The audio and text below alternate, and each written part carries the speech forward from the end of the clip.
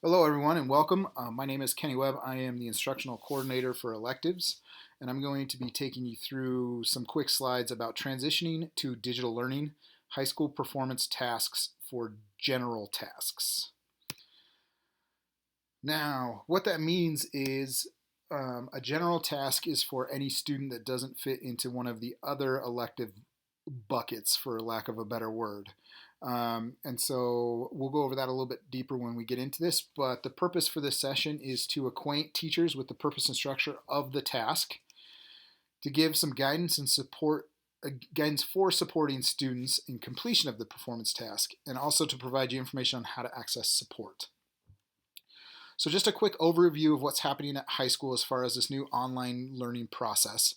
If students are in grades 9 through 10 in a core class of social studies, English, math, or science, or if they are an 11th grade student that is off task to graduate, they will be doing their virtual learning through the platform called Edgenuity. Edgenuity is our credit-based recovery platform, and so they've expanded that to include pretty much all contents, so students are able to catch up and receive the credits that they need. If students are in a concurrent enrollment class, the teacher will continue to facilitate their syllabus and their materials through a virtual learning experience. Students that are on track to graduate in grades 11 through 12, and then all elective teachers or students earning elective credit will be doing a performance task. So what are performance tasks? Performance tasks are a way for students to demonstrate proficiency for work in quarter 4 aligned to standards for grade level and content area. They are multi-step tasks that students can engage with and complete in an online environment. The reasons performance tasks were chosen were to provide a way for students to demonstrate their understanding and mastery of grade level standards. So how does that fit into this general task? The kids that are going to need this task are students that are enrolled in elective classes that do not fit in the art, music, PE, theater, or world language category. So that could be an example of office assistants, peer mentors, project lead the way classes, things like that. So any of those students would be taking one of these general performance tasks. Now, another reason a student would take one of these general ones is because they have one or more elective class in a specific content. So for example, if they have 2 art classes, they would do one art performance task and one general performance task. And then any other student that needs elective credit to graduate would complete one of these tasks. So an overview of these of the 2 general performance tasks are they're going to be writing a 5-paragraph argumentative essay. One of the tasks is related to, is the United States ready to be a cash-free society? And the other one is, what should be done about the gender wage gap? So with these tasks, all of the resources are included that students would need to use to write this paper. So here's an example, a screenshot of general performance task number 1. You will receive or have access to this slideshow as well as these tasks so that the students will have live links. But you can see the direction. There's an inquiry question and then supporting questions that they should fill out before they write their paper, and then all the resources are attached.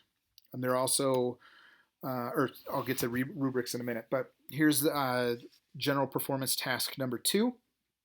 So very similar format: directions, inquiry questions, supporting questions, and resources. The resources were included with this one, so we just created a quick Google Doc so that they can go in and read through all the resources that they need. So the rubric will be included with the performance task, and this is what you'll use to give feedback and to assess the students when they are complete. You can chunk it out and let them do paragraphs at a time and submit for feedback and revisions, but that's completely up to you. And then for grading, the teachers will assign a grade to the performance task, and this will be the only grade that is entered into a student's Infinite Campus account for quarter 4. Now, this is a no harm grading period for students. So basically what that means is if they get a D on their performance task and they had a B in third quarter, Infinite Campus is automatically going to give them a B. The only difference would be if the student does not participate in the performance task at all, does not turn anything in, they would get an AU, an audit, for quarter number 4. So here is the rubric. It's just a basic argumentative rubric. So you will be giving, it's a standards-based grading rubric, but also the letter grades are on there for you to assign them a letter grade in Infinite Campus. So some things to consider and to keep in mind as we work through this process. Please take care of yourself, take care of students. We've got to really think about this so that, because all of the students and all the community members are going through this process in different manners. And some are caring for their little brothers and little sisters. Some are caring for dependents in their house, elderly family members, things like that. So we just want to make sure that we're keeping that on the forefront of our mind. Also allow grace, grace for us as we try to create universal tasks that could be used for cabinet making all the way down to biomedical engineering. It was really hard to come up with a task that's so widespread that any student could do it to earn their credit, but at least these 2 tasks allow them to earn their elective credit to graduate. Also allow some grace with yourself as we're working through this process. It's completely new and completely foreign to a lot of us, so allow yourself some grace, as well as admin teams, your teammates, and your students as well. Keep it simple. Don't try and blow this out so much that kids get bored or they don't want to engage with it. Keep it simple so that they can earn their credit. Allow some flexibility. There's going to be total flexibility pretty much in time and space. I mean, other than the due date being May 21st, as that's the end of the quarter, you can allow flexibility as they turn it in and do revisions and things like that. We're just trying to create the best case scenario in the worst case. Also, I think one of the cool things that came down from the board, from Rico and Andre, was to maintain a healthy work and life balance. I think one of the reasons that we chose this performance task is they realized that a lot of you are caring for your own children or dependents or elderly family members.